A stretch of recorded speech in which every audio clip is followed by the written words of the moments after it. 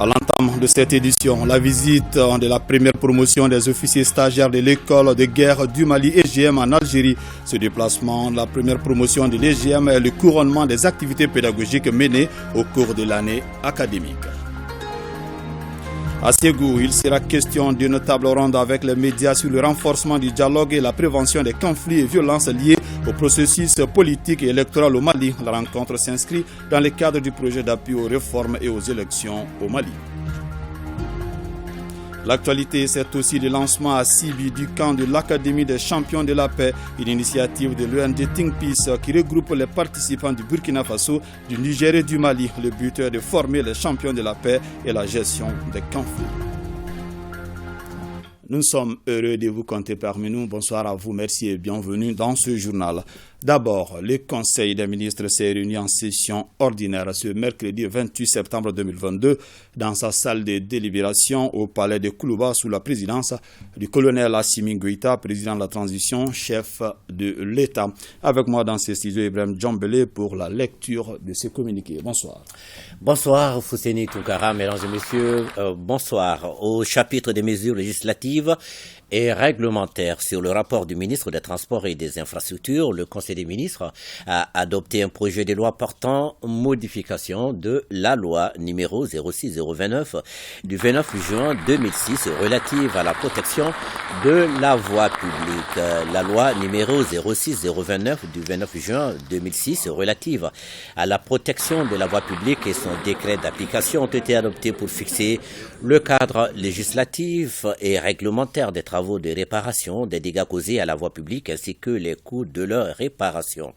Le décret numéro 2021-0780 PTRM du 9 novembre 2021 fixant les modalités d'application de la loi relative à la protection de la voie publique et précise les procédures de la remise en état de la voie publique, les intervenants et les pièces administratives nécessaires à l'exécution des travaux de remise en état.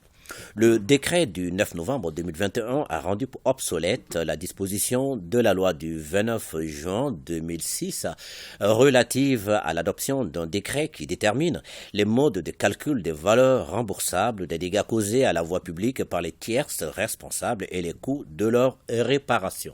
Le présent projet de loi est adopté dans ce cadre. Il permettra d'évaluer à travers des devis les coûts des dégâts causés aux ouvrages de manière plus facile et compréhensible. Sur le rapport du ministre des Mines, de l'Énergie et de l'Eau, le Conseil des ministres a adopté des projets de textes relatifs à la création, à l'organisation, aux modalités de au fonctionnement et au cadre organique de l'inspection des mines, de l'énergie et de l'eau. L'inspection de l'énergie et de l'eau a été créée par l'ordonnance numéro 09031 PRM du 25 septembre 2009. Les missions confiées à l'inspection par l'ordonnance du 25 septembre 2009 ne couvre pas expressément et toutes les attributions du ministère en charge des mines, de l'énergie et de l'eau. Les projets de texte adoptés créent l'inspection des mines, de l'énergie et de l'eau pour intégrer dans ses attributions les suivis et le contrôle des secteurs de la géologie et des mines. Leur adoption permet de disposer d'un outil de contrôle interne, d'améliorer le contrôle et le suivi de la mise en œuvre de la réglementation minière et de doter l'inspection pour les 5 prochaines années en personnel nécessaire à l'exécution de ces missions. Sur le rapport du ministre du Développement rural, le Conseil des ministres a adopté un projet de décret fixant les modalités de transfert de la fonction approvisionnement en intrants agricoles et appareils de traitement des producteurs de coton à la compagnie malienne pour le développement des textiles. Les assises nationales sur le coton tenues du 7 au 8 février 2021 ont permis d'engager la réflexion avec les acteurs sur les difficultés de la filière coton.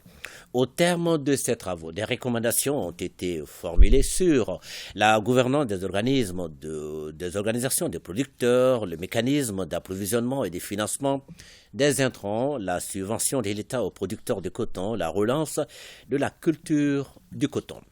Pour ce qui concerne le mécanisme d'approvisionnement, il a été préconisé de transférer l'approvisionnement en intrants agricoles à la compagnie malienne pour le développement des textiles, de fixer un prix incitatif au kilogramme de coton graines et de diminuer autant que possible le prix des intrants et des matériels agricole.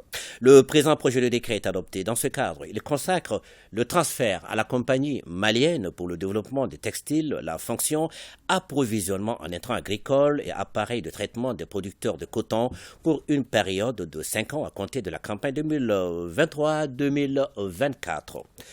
Au chapitre des communications, le ministre de la Justice et des Droits de l'Homme, garde des Sceaux, a informé le Conseil des ministres de la tenue de la session inaugurale du Conseil supérieur de l'administration pénitentiaire et de l'éducation surveillée. Le personnel du cadre de la surveillance des services pénitentiaires et de l'éducation surveillée intervient dans la chaîne judiciaire pour assurer l'effectivité de l'exécution des sanctions pénales. Il participe également à l'exécution des décisions ou des sentences et au maintien de la sécurité publique.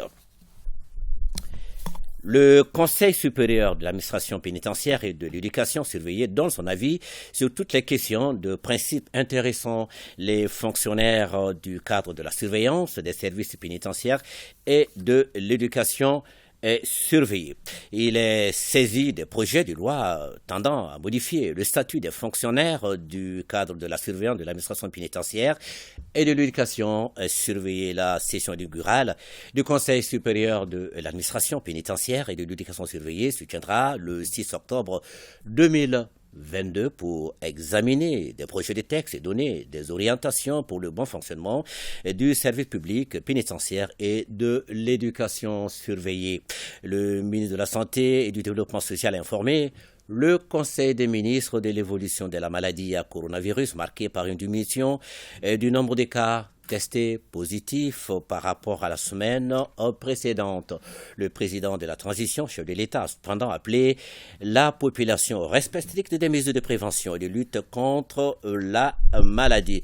Et justement, à l'ouverture de cette session, le président de la transition, chef de l'État, a félicité et remercié l'ensemble de la population malienne de l'intérieur et de la diaspora pour son engagement patriotique, sa mobilisation et son soutien aux autorités de la transition lors de la célébration de la Semaine nationale de la réconciliation, de la fête de l'indépendance et pour l'accueil populaire et chaleureux réservé au Premier ministre par intérim et à sa délégation de retour de la 77e session ordinaire de l'Assemblée générale des Nations Unies. Voilà, Foussine Toukara, ce qu'il fallait retenir du Conseil des ministres tenu aujourd'hui. Merci et bonne suite des journaux. Merci beaucoup Ibrahim Djambélé pour les détails.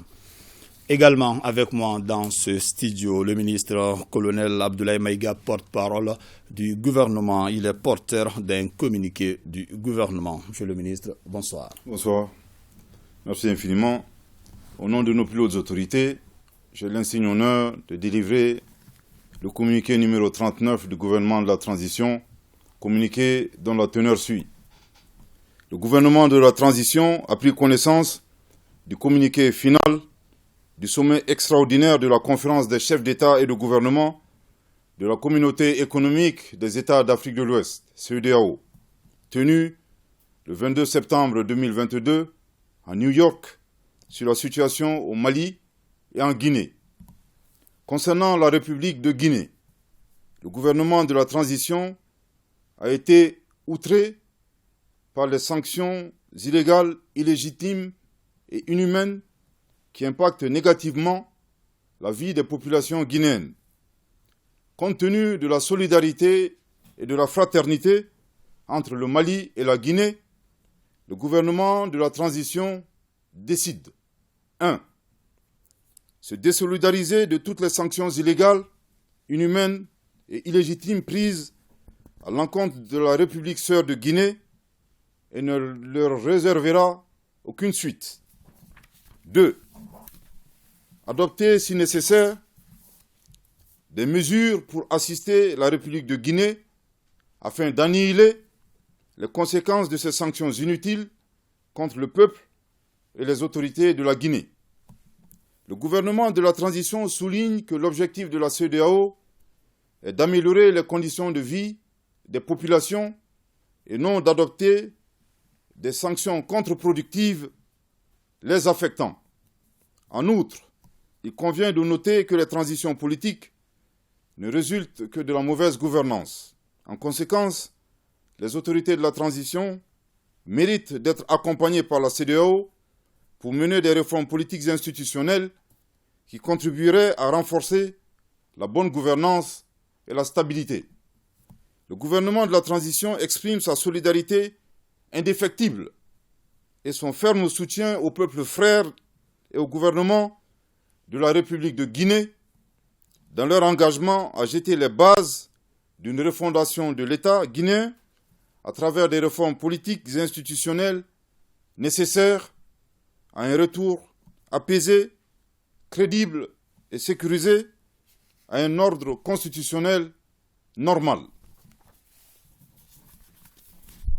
Le gouvernement de la transition reste ouvert dans le respect mutuel et dans le cadre du panafricanisme à toutes les initiatives sincères de recherche de solutions aux défis relatifs à la stabilité, à la paix et à la sécurité de notre sous-région.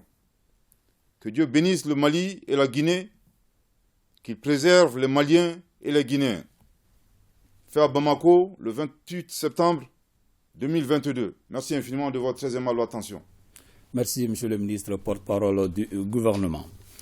Une délégation composée de la première promotion des officiers stagiaires de l'école de guerre du Mali vient d'effectuer un voyage d'études en Algérie. Ce voyage constitue le couronnement des activités pédagogiques menées tout au long de l'année académique. Le commentaire de Anchata Koulibaly.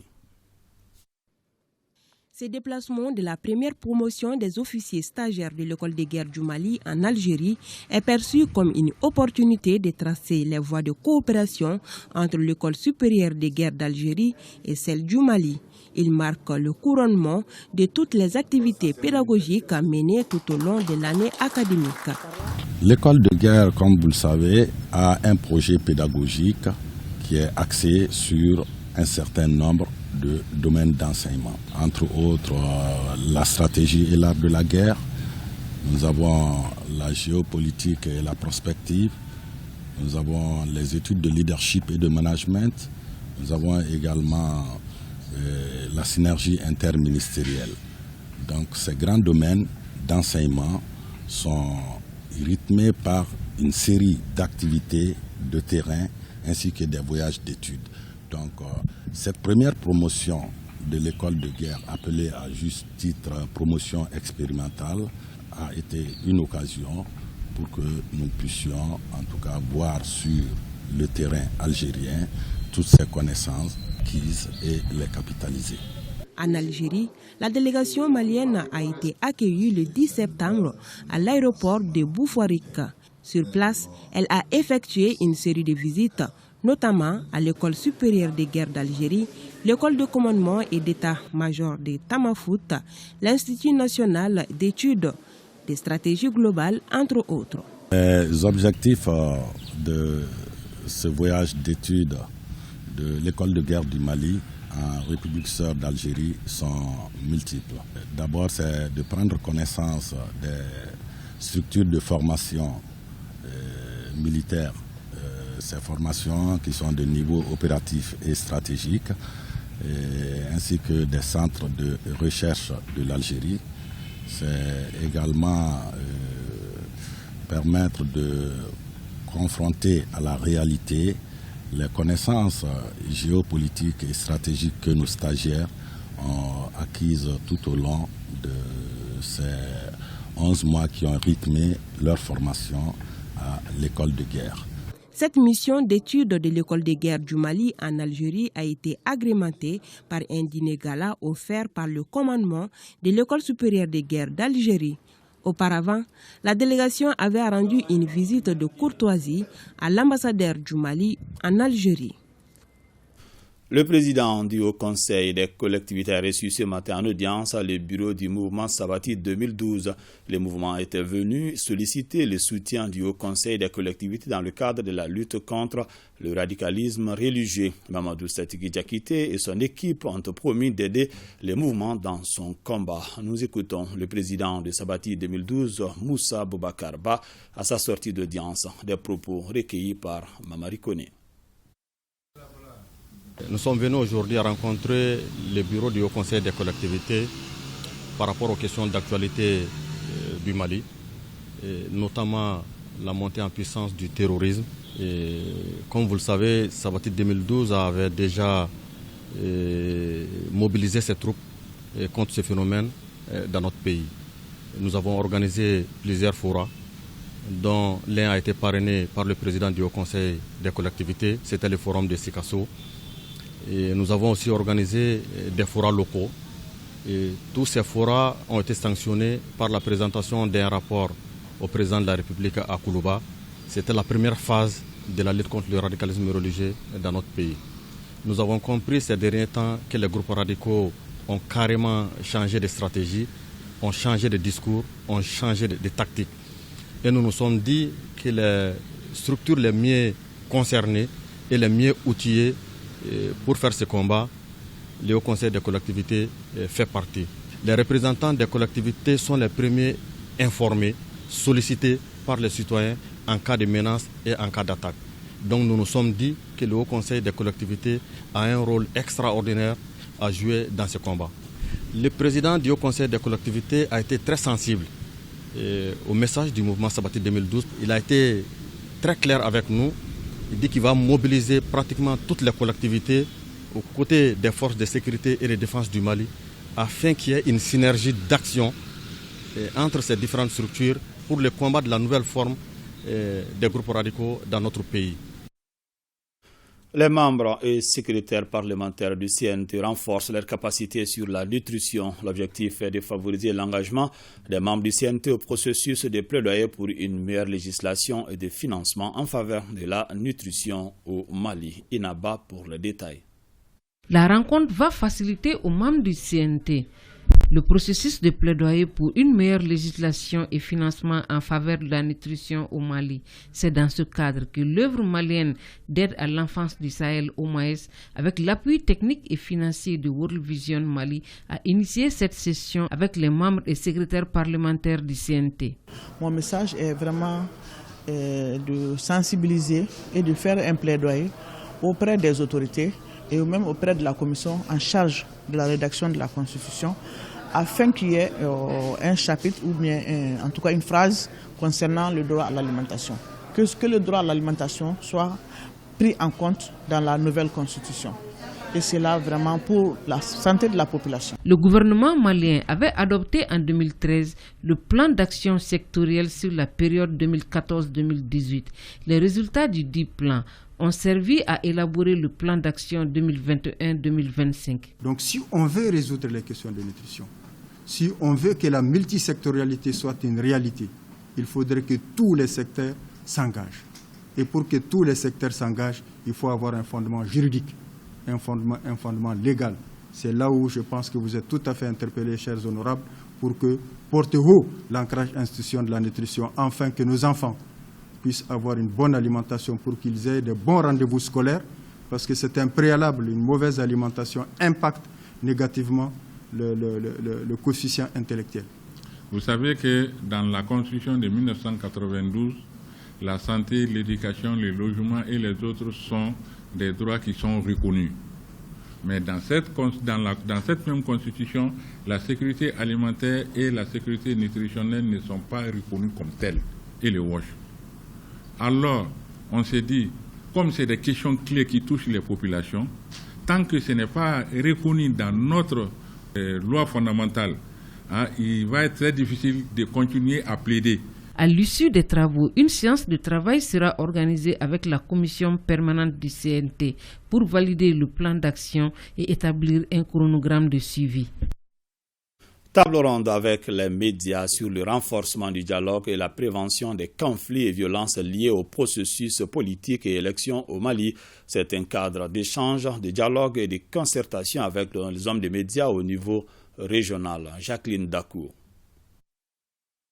Au cours de la table ronde, les professionnels des médias de Ségou vont se pencher sur plusieurs problématiques, à savoir que peut être la contribution des médias maliens en vue de la conduite inclusive, pacifique et réussie des réformes en cours au Mali et les rôles qu'ils doivent jouer pour prévenir les conflits et violences au cours du cycle électoral actuel. La présente table ronde offre l'occasion d'engager la réflexion ensemble sur une stratégie des médias maliens sur la prévention et l'atténuation des violences liées aux élections dans le cadre du cycle électoral en cours.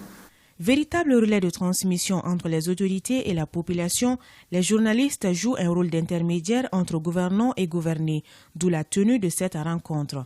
Lorsqu'on parle de processus électoral, lorsqu'on parle surtout du rôle des médias, lorsque l'on nous convie véritablement, un partenaire nous convie à réfléchir, à voir essentiellement quel est notre rôle, qu'est-ce que nous avons en fait joué précédemment et aujourd'hui qu'est-ce que nous pourrons jouer pour que le Mali qui se veut aujourd'hui un Mali refondé, en fait, soit un Mali effectivement refondé avec des Maliens nouveaux.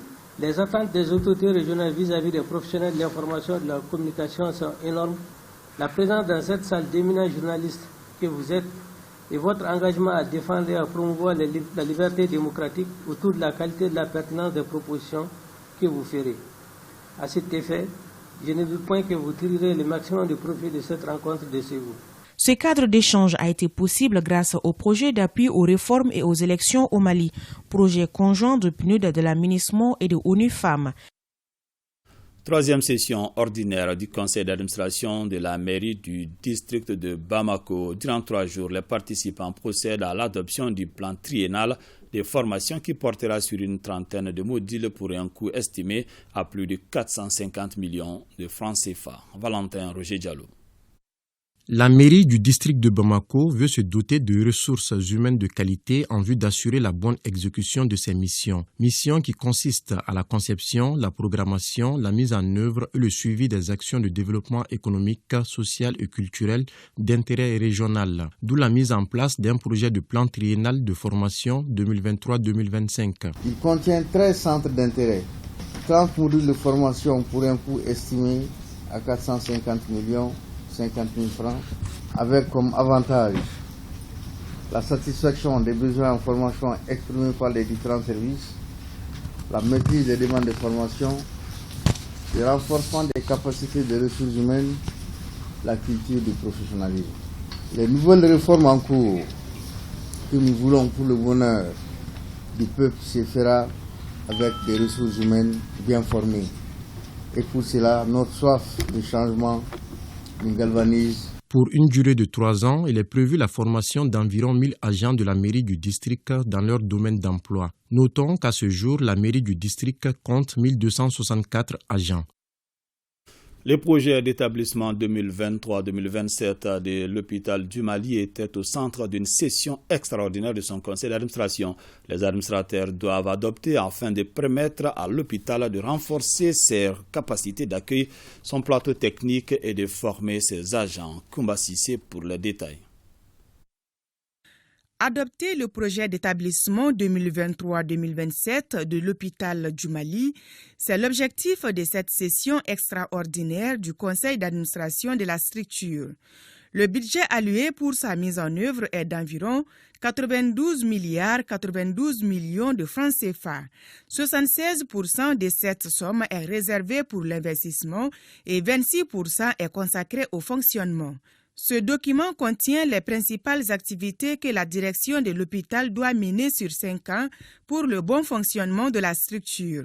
Au terme de ce projet sont attendus la construction d'un complexe de blocs opératoires, de stérilisation centrale et d'imagerie médicale, la construction de 36 boxes de consultation externe, l'acquisition de nouveaux scanners et IRM, etc.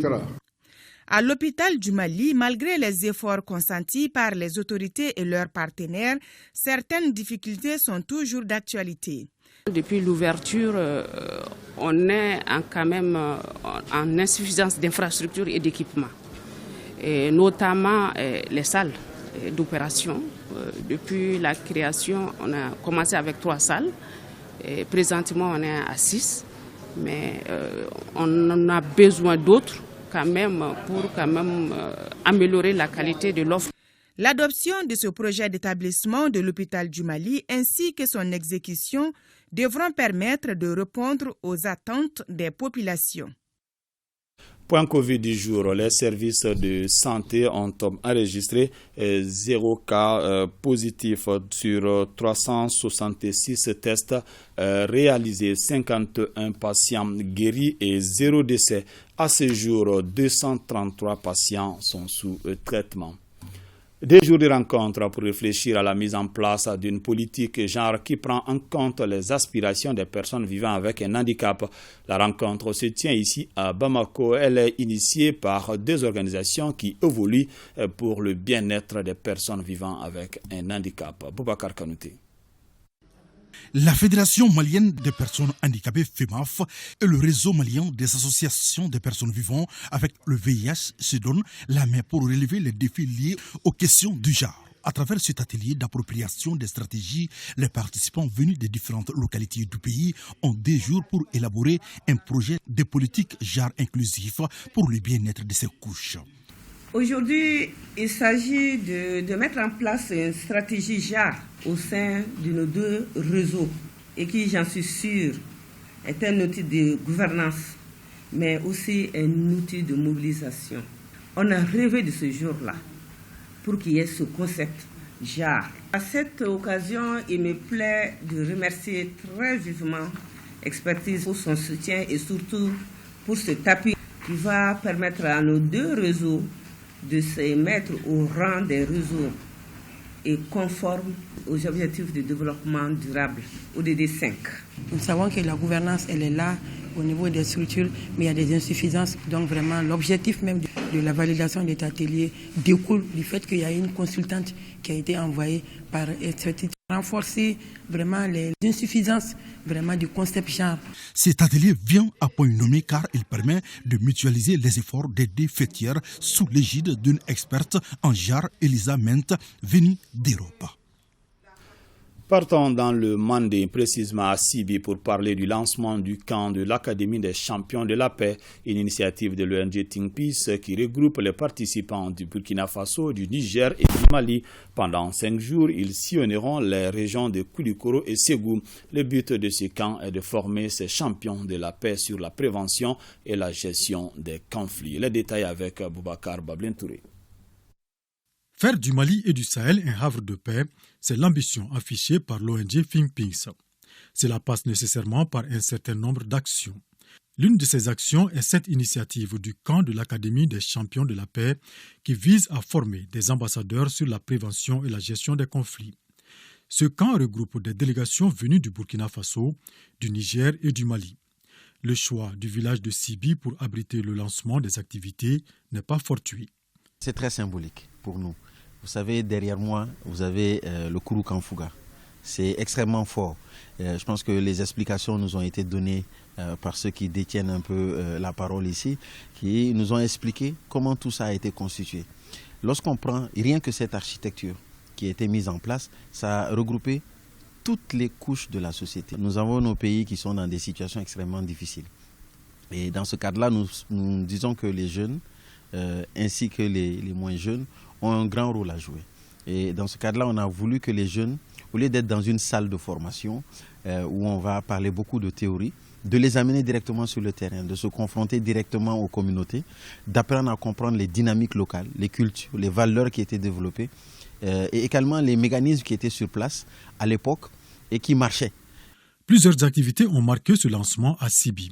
Entre autres, des séries de rencontres avec les différentes couches de la localité, exposées sur l'Assemblée constitutive de l'Empire du Mandé à Kouroukanfouga en 1236, la visite des sites touristiques. La recherche de la paix aujourd'hui, donc dans la zone sahélo-saharienne, ne s'impose pas uniquement qu'au peuple malien, mais c'est un combat que nous devons tous mener ensemble. Et c'est un combat des peuples du Burkina Faso, du Mali et du Niger qui aujourd'hui, communément, vivent en tout cas le problème de l'insécurité dans nos 3 pays. Et réunir aujourd'hui 3 nationalités avec les chefs des communautés traditionnelles pour échanger sur les problèmes qui assaillent vraiment nos communautés, on ne peut que se réjouir et se féliciter de ça. Ce camp de l'Académie des champions de la paix qui se déroulera du 24 au 28 septembre prochain sillonnera les régions de Koulikoro et Ségou. Au programme de ce périple, des formations sur la prévention et la gestion des conflits, visite des sites touristiques et des activités sportives et récréatives. Une initiative rendue possible grâce au financement du FAMOC de l'ambassade du Royaume du Danemark. La direction de l'Institut d'économie rurale IRCIS à Setuba a initié une journée de porte-parole en vue d'expliquer aux producteurs, bien sûr, de maïs les avantages de la nouvelle variété hybride de maïs. Adam Traoré pour les détails. Pour assurer l'autosuffisance alimentaire en maïs, la direction de l'Institut d'économie rurale IER a mis en place une nouvelle variété de maïs hybride. Ce travail de sélection effectué par les experts permettra d'obtenir des épis plus productifs et plus résistants aux intempéries. Parce que l'avantage du maïs, c'est la plupart de ce que vous lui donnez, il va vous rendre ça. Si vous mettez l'engrais sur le maïs, vous pouvez le récupérer sans problème. Selon les experts, cette variété a une caractéristique particulière en termes de goût, de couleur et de rendement. Le maïs hybride, c'est autre chose que le maïs dont les parents sont connus, à la différence des autres maïs où les parents ne sont pas connus. Donc les deux parents sont bien maîtrisés par la sélection et on donne ça aux paysans, on croise entre les deux parents et le produit de ce parent-là, quand tu les sèmes, ça donne un hybride. La direction de l'IR, dans sa logique de vulgariser et d'améliorer la capacité de production de cette nouvelle variété, a échangé avec les paysans de la zone de production de maïs. Ces derniers n'ont pas manqué d'exprimer leur satisfaction. Ce sont des maïs qui produisent plus que notre production. Parce que si tu prends l'hybride là, le rendement avec notre ancien semence, ça a une très très grande différence. Dans les jours à venir, cette variété sera cultivée pour le bonheur des paysans et de la population malienne.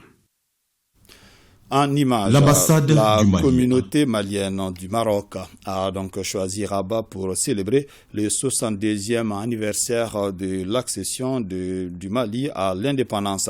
Dans une ambiance festive, l'occasion a été donnée à l'ambassadeur Ben Lat de rappeler les grands défis que les autorités de transition sous le leadership du colonel Assimi Goïta sont en train de relever. Les étudiants venus en nombre étaient fiers de se retrouver en entonnant l'hymne national en pamanankan et en français. On notait la présence du ministre en charge de l'action humanitaire, Oumarou Diarra, en mission, bien sûr, et l'artiste international Salif Keïta. Voilà les Maliens de Rabat qui fêtent les 62 ans du Mali indépendant. Nos compatriotes vivant en Turquie, bien sûr, ne sont pas restés en marge de la célébration du 22 septembre. Ils se sont réunis à la représentation malienne en Turquie pour manifester leur joie et leur soutien aux autorités de la transition. Les commentaires avec Mohamed Sankari. L'ambassade du Mali en Turquie a célébré le 22 septembre avec de nombreuses activités à la clé. Il s'agit d'une grande rencontre dans le cadre de la Semaine nationale de réconciliation et l'organisation d'une journée culturelle par l'Association des étudiants maliens en Turquie. La rencontre dédiée à la CNAR, Semaine nationale de la réconciliation, a été marquée par l'exécution de l'hymne national du Mali. Un appel à tous les Maliens vivant en Turquie de se donner la main pour affronter les défis de l'heure. Les Maliens de Turquie ont évoqué certaines préoccupations. L'ambassadeur malien Issa Ousmane Koulibaly à Ankara a largement expliqué quelques raisons liées à ces préoccupations. Il a saisi l'occasion pour appeler les uns et les autres à plus de cohésion tout en respectant les lois et les règlements du pays hôte. Une journée culturelle a aussi été organisée par l'Association des étudiants maliens en Turquie pour rappeler la diversité de la culture malienne. Une mission conjointe de supervision de la campagne agricole 2021-2022 vient de sillonner 4 cercles de la région de Koulikoro. Il s'agissait pour ces missionnaires de constater l'état d'évolution de la campagne et de rencontrer les producteurs pour recenser les difficultés. Djemba Moussa Konate.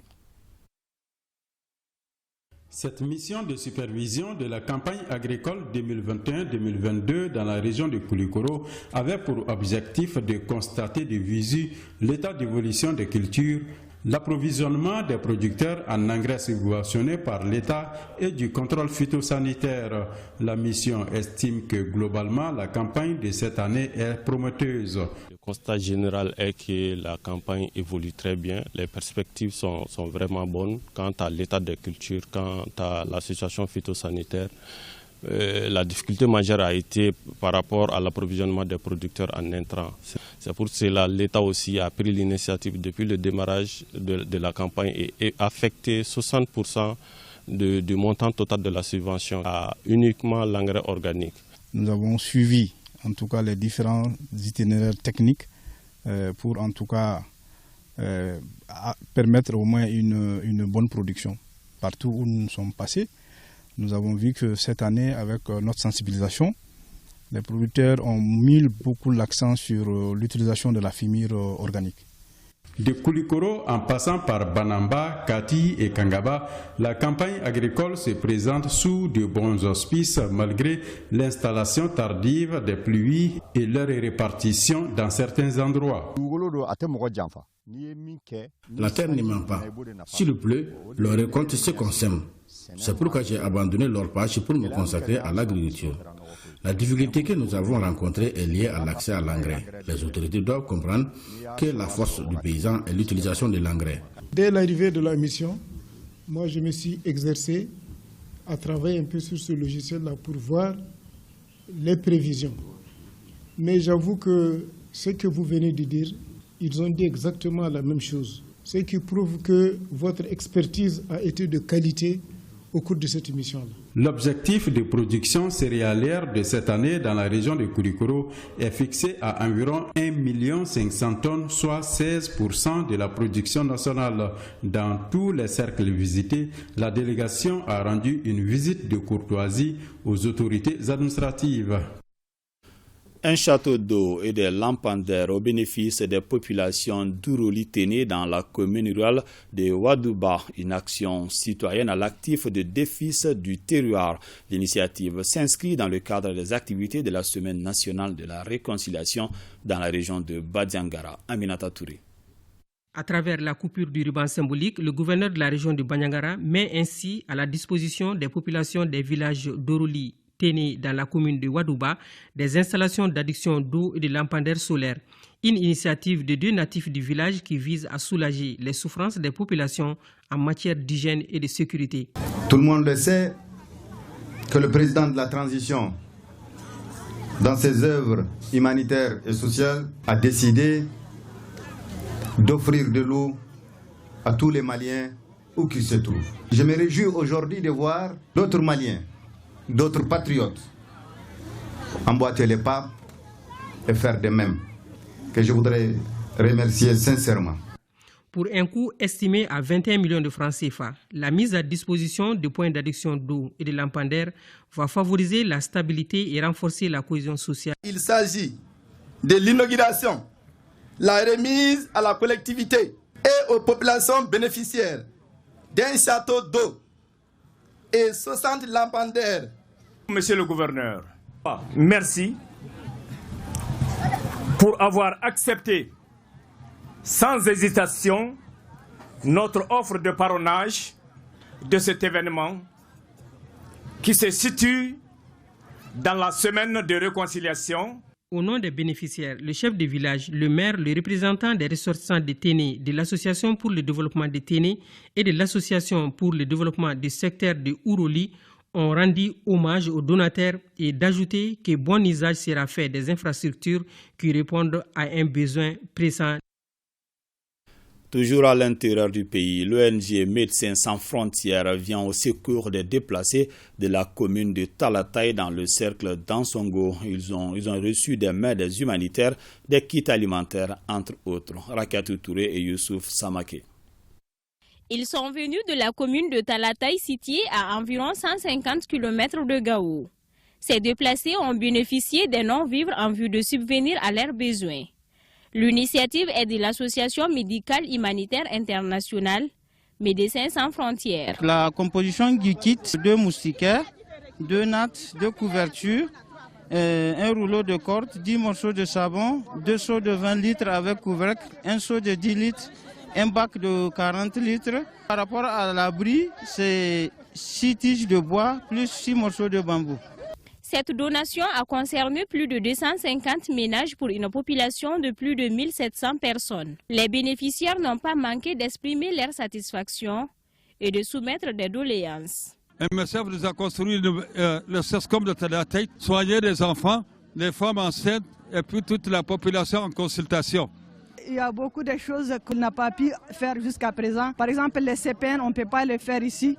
Il les réfère les femmes vers les CESCOM. Jusqu'à présent, les populations n'ont même pas trouvé un terrain pour installer leurs hangars. Un appel que je lance d'abord à l'État pour qu'il puisse nous donner un terrain pour que les ONG, les humanitaires puissent intervenir. Pour rappel, Médecins sans frontières, l'une des grandes organisations d'assistance humanitaire, intervient dans 70 pays dans le monde. C'est quelques annonces avant de vous dire au revoir. La Somagep SA vient de renforcer le système d'alimentation en eau potable de la cité des 1000 logements sociaux de Kambila destinés aux femmes. La localité de Sanankoroba est aussi ravitaillée en eau potable à partir de Banankoro. Vous pourrez donc suivre après ce journal un magazine sur ces grands sentiers de la Société malienne de gestion de l'eau potable Somagep SA. À suivre également dans nos programmes ce soir, les temps forts de l'accueil populaire réservé hier au Premier ministre par intérim, le colonel Abdoulaye Maïga, à son retour de New York. À suivre aussi en rediffusion le débat tribune des vérités sur le parcours politique, économique et social du Mali de 1960 à 2022. Un débat à panel réalisé par l'ORTM dans le cadre des 62 ans de l'indépendance de notre pays. Ainsi prend fin ce journal. Merci de l'avoir suivi. Que le bon Dieu nous assiste.